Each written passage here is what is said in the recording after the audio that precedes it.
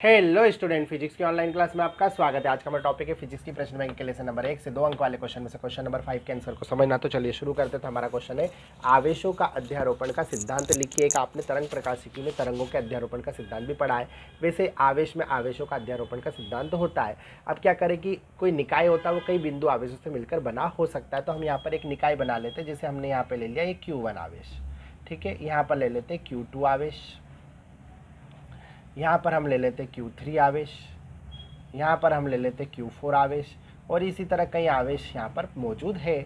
और यहाँ पर हम ले लेते Qn आवेश, ठीक है। इस तरह से हमने कई निकाय से यहाँ पर क्या बना, एक कई आवेशों को मिलाकर एक निकाय बनाए।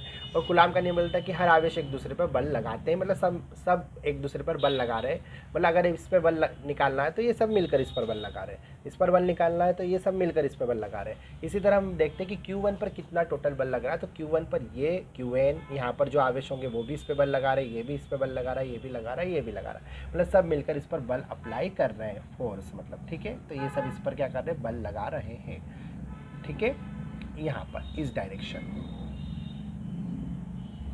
ठीक है। अब इसके द्वारा इस पर आरोपित बल को हम लिख देते हैं कि पहले पर दूसरे के द्वारा तो F12 लिख देते हैं, पहले पर तीसरे के द्वारा तो इसे हम F13 लिख देते हैं, ठीक है।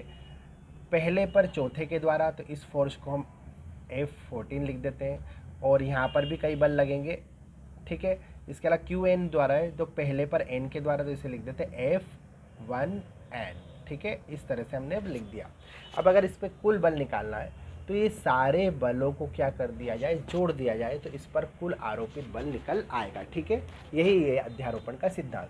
तो कई बिंदु आवेशों द्वारा एक अकेले बिंदु आवेश पर आरोपित कुल बल, ठीक है, इस पर आरोपित जो कुल बल है, ठीक है, अलग अलग बिंदु आवेशों द्वारा, ठीक है, उस अकेले बिंदु आवेश पर आरोपित बलों के योग की कैसा होता है, बराबर होता है। वो भी कौन सा योग, सदिश योग, ठीक है ना। इसमें देखना पड़ेगा कि कौन सा बल किस डायरेक्शन में लग रहा है, मतलब आकर्षण लग रहा है कि प्रतिकर्षण, और किस डायरेक्शन में लग रहा है, तो वो देखना जरूरी होता है। इसलिए हमने लिखा है सदिश योग के बराबर होता है।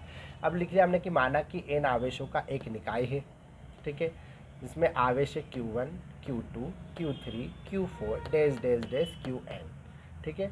पर अब बिंदु आवेश Q1 पर अन्य बिंदु आवेशों द्वारा आरोपित बल क्रमशः है F12, F13, F14, F1n। तो अध्यारोपण के सिद्धांत पर इस पर आरोपित कुल बल F1 जो होगा वो होगा F12 plus F13 plus F14 plus F1n के बराबर होगा। तो इसी को बोलते हैं अध्यारोपण का सिद्धांत। तो उम्मीद है आप इसका आंसर समझ गए होंगे। मिलते हैं अगले वीडियो में अगले टॉपिक के साथ। तब तक आप पढ़ते रहिए। Best of luck for your exam.